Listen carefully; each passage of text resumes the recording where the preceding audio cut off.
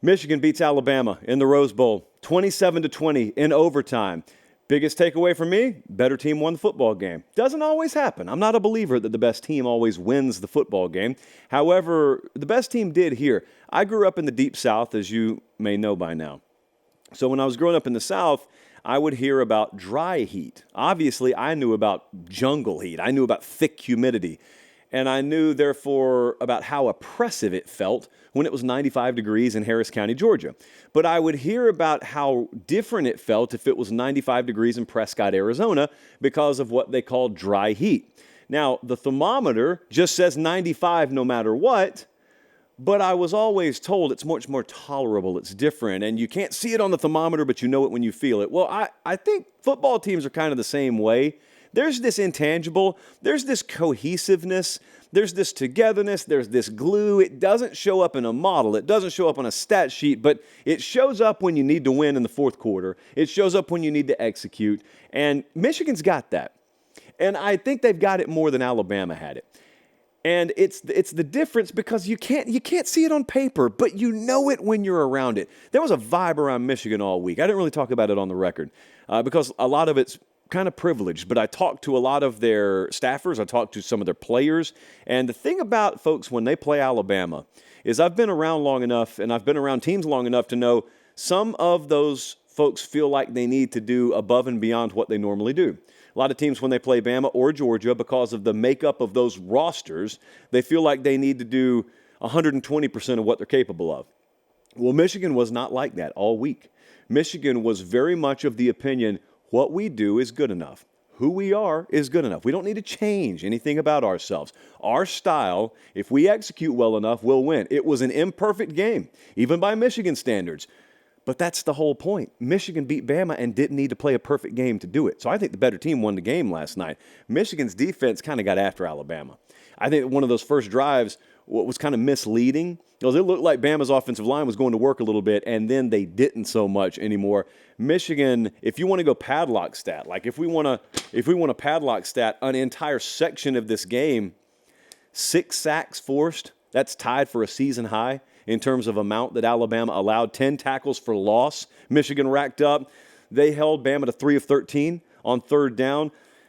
Bama put up 287 total yards. That's the lowest, I think, playoff output or game output since the 2017 season for them.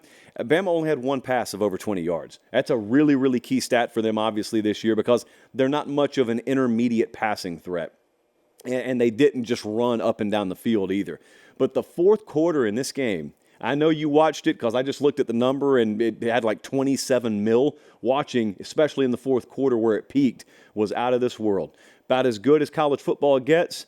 It wasn't perfect. I saw a member of the Xbox crowd on Twitter earlier today talking about how unwatchable it was because it was mistake prone. That's what happens, man, when two really good teams go against each other. It's not like your video game. It's real life. Those are real people out there, and they're not without flaw. And we had some flaws, but it was a perfect game through its imperfections to me. So the fourth quarter starts to go down with Bama scoring a touchdown. Bama scores a touchdown to start the fourth quarter. And they finally take the lead. And you're probably sitting there at home like I'm standing on the sideline there thinking, how are they winning this game right now? And then they force a 3-and-out immediately after that. And they get the ball. They're near midfield. And Jalen Milroe does something I'm surprised he didn't do more of this year. And he fumbles the ball. It was a forced fumble. Milroe runs a little loose to me. I don't know what that is. I don't know how to describe that. But he's always felt like he runs a little loose to me. If you want to call it careless, you can call it that. Like, I know he cares about the football, so I've never called it careless. But he fumbled the ball. There was a forced fumble. Michigan gets it. But the thing about it is they go and attempt a field goal and miss the thing. So Bama's still up. And then Bama puts a 5-minute, 49-second drive together. They kick a field goal of their own, a second field goal of 50-plus yards, and they've got the touchdown lead. Inside 5 minutes to go. You think that's going to be good enough because they're pitching a shutout in the second half. Michigan gets the ball. Most decisive moment of this game. 4th and 2. Michigan's got that ball with 3:19 remaining and 3 timeouts. They're deep in their own territory, and Harbaugh goes for it. And the play that's been open since the beginning of time against Alabama, the halfback out of the backfield is wide open, and Corum takes it and goes for who knows how many yards. I'm pretty sure the stat sheet knows. But Michigan is boom, boom, boom. 62 yards over the next 3 plays. They go down the field. They score. There's a minute and change remaining on the clock. Bama gets the ball back, doesn't do anything. They punt it inside a minute. Michigan muffs another punt inside their own 3-yard line. It's happening right in front of me. I think we're about to essentially see what would equate to like a borderline walk-off special teams safety. I thought that was what was about to unfold. Were we about to get a 22-20 final? Somehow, guy gathers the ball and just doesn't, at that point, just don't let it go. That's all. Just don't let go. Don't do the Kate Winslet in Titanic. Don't be telling folks you'll never let go and then promptly let go. So we did not have a Titanic situation in the end zone for Michigan. And then we go to overtime, and Michigan owned it. In fact, Michigan, in Nick Saban's own words, sort of owned the last few minutes of that game. And that's mentioned by him, and it's notable by him because Alabama and Nick Saban have made careers out of owning the fourth quarter. That was just the fourth quarter, guys. We don't get that a lot in semifinal games. You notice that? Even for all the talk about who did and didn't deserve to be in this, I have never, ever, ever been of the opinion that we should field or seed a playoff based on what the most entertaining product will be. However, I do know some of you feel that's the way it should be done. And so if that's what your forte is, this had to be right up your alley. We had 2 playoff games decided on the final play yesterday. The wildest part about this, like I said earlier, is Michigan found a way to win the game and played a very flawed game. A very flawed game. Wildest part is their special teams were abhorrent. Bama just dominated special teams. So if you want to know about a bad luck stat, which is the opposite of a padlock stat, that's the misleading thing that if you would have heard it Monday morning, it would have led to you betting uncomfortable sums of money on the wrong side. Think about me walking up to you Monday morning, yesterday morning, and I tell you, hey, bud, how are you? First off, Happy New Year. What if I let you know that in this game that figures to be razor tight, the spread's under a field goal, what if I told you Bama is going to average 50 yards punting? They're going to put the ball inside Michigan's 25 times. Michigan will not do that all game. Michigan's going to botch an extra point. They're going to miss a field goal. They're going to muff 2 punts. Bama's going to recover at least one of them. The other one's going to happen inside Michigan's 5, and make of that what you will. And Bama's going to make 2 field goals of 50-plus yards. They're going to be perfect on field goals. If I told you those things were going to transpire in what you figure will otherwise be just a razor-tight back-and-forth game, you figure Bama by double digits. I would as well. That is the biggest testament to me of the internal fortitude of that program there. It's a program win. That's not just a team win for Michigan. Because that same group largely was on the field 2 years ago and got drugged by Georgia. And a lot of these same guys were on the field last year and got their hearts ripped out by TCU. And there they are. As fate would have it, it's winning time, as Reggie Miller would say. It's late fourth quarter, and they didn't allow the game to get snatched from them. They played an imperfect fourth quarter. Bama outscored them in the fourth quarter, but they had done enough, and they did enough. And then when they got to overtime, it was game over. They were not interested in fooling around once overtime came. I just could not believe how wildly in favor of crimson and white the special teams battle was, and they were still able to win. So Michigan, I thought, needed this in the worst way. Fan base knew it. Everyone knew it. Okay, there was no hidden factor. There was no one way the fan base was feeling and it was hidden from view. Everyone knew if we don't get this done, this season has kind of been a failure. That's the way that Ohio State folks had been talking. If we can't win playoff games, if we can't win a title, it's been a failure. Well, now Michigan's in that spot. Michigan, as I told you back in the Big Ten media days portion of the season, I went to Indianapolis. When they came in that day, I tried to contextualize it properly. I said, they're not arrogant. They're not walking around like they're better than everyone else, but there's this attitude that is not focused on Ohio State. They feel like they've surpassed them as a program. They're not merely focused on the Big Ten championship because they think if they get there, there's no one in the West that can touch them, and 2 for 2. I told you they were focused on bigger things. They were focused on winning in the playoffs.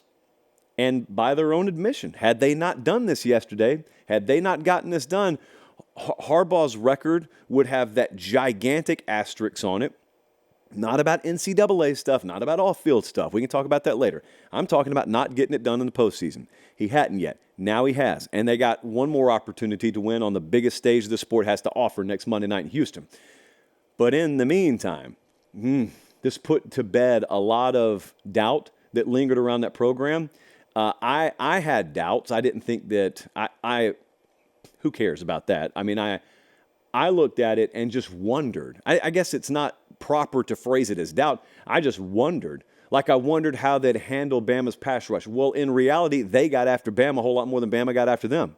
I wondered whether Alabama could sprinkle a lot of those pass catchers that they had gotten involved at various points in this year in the game plan enough to where Michigan couldn't adequately cover them all. They didn't. Michigan did a great job. Bama didn't complete a single pass over 30 yards the whole night. And so all those questions got answered and in the affirmative, and Michigan wins. What about Alabama? What about Alabama? I am fascinated, just fascinated at the concept that a team could go wire to wire with a problem as basic as inability to snap a football and still win a conference title in the SEC and make it to the postseason. Like I talked about Michigan, and I said it's a testament to them that they played that bad on special teams and still won this football game. In a roundabout way, it's a testament to Alabama that, guys, they couldn't snap a football. And not just in this game. It was a problem in week one. It was a problem last night. I was talking to Jordan Rogers yesterday. He said, I went back and watched the SEC championship game. Did you know they had 15 snaps in that game that were at the knees or below to Milroe? Do you know what that does to timing? I don't think I need to explain that. Point being, there were just fundamental issues with them. We saw it early in the year. I think I saw some people trying to overthink the room today and say, everyone is saying this was a great coaching job by Nick Saban, but really was it when they have a roster that talented? Yeah, I think it was a pretty darn good coaching job. They didn't have a true wide receiver one on this team. Offensive line average at best to poor at various points in the year, and then all of a sudden dominant against Georgia. But that was the exception. As it turns out, that was not the rule. Like I said, they not only had issues snapping the football, don't forget, Nick Saban was so concerned about his quarterback situation in spring, he took a portal quarterback after the spring, and that dude just recommitted to Notre Dame to play a sport other than football. That is not the recipe for making the college football playoff. So you can either look at it by typical Alabama standards and say, well, they didn't get it done in the playoffs. That's a failure. Okay. I try and judge teams just on the surface against the rest of the country in that given year. That Alabama team overachieved in a lot of ways this year.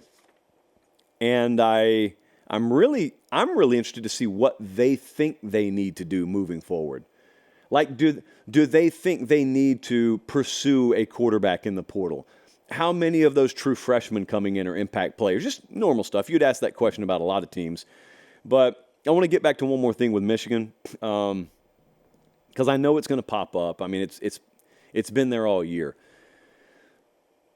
There's a lot of lingering question around Michigan about the sign stealing stuff, about the off-the-field stuff, about the ongoing NCAA investigation, and there is a portion of the college football public, and you may be a part of it, and you're totally entitled to your opinion, that says anytime Michigan does something good, well, it won't count. Well, enjoy it now. Enjoy it while it lasts because it's all coming down. And it implies, obviously, that there will be sanctions or action taken against the program down the road that negates any kind of gain they make this year. Well, if you think that, okay, I will happily lead the show. I won't happily do it. I will dutifully lead the show with Michigan being stripped of this or that the night it happens. But until that happens, I'm going to talk about them like any other football program or any other football team. Now, not during this whole mess when it was going on. The week of the Penn State game, I talked about it. But there's no sign Michigan stole yesterday to dominate Alabama at the line of scrimmage in the second half. Like there's no sign they stole to get after Jalen Milroe like they did. That's just playing their style of football and doing it better than Alabama. That's not stealing a sign. There's nothing about that. There's nothing anybody in that Bama locker room would look at you and say in terms of nefarious activity that led to that edge Michigan had. So I watched them in the Rose Bowl yesterday beat the best head coach in the best program in the past decade and a half, and I don't think anything was sideways about it. So in the future, if something does come of that, okay. But in the meantime, you guys are free to view that team through any prism you want. I'm telling you the prism I'm viewing them through is the same one I'm viewing everyone else through right now. And if we hear otherwise down the road, we hear otherwise. But I just remember 2010 all too well. And I remember Auburn going on a run that year. And there was this huge cloud over the program surrounding Cam Newton and pay for play and the NCAA's at the doorstep and, oh, don't worry, anything gained now will be taken from them down the road. Well, I have been to Jordan-Hare Stadium several times since then, and that 2010 banner still hangs every bit as much. That Cam Newton statue out front, it's still there. It didn't happen the way you thought it would. Almost nobody has inside information on how NCAA investigations are working, and those who do aren't usually talking during the middle of them.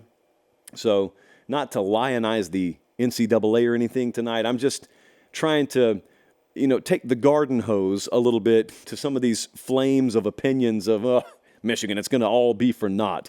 I highly doubt that. I highly doubt that. We'll see, though.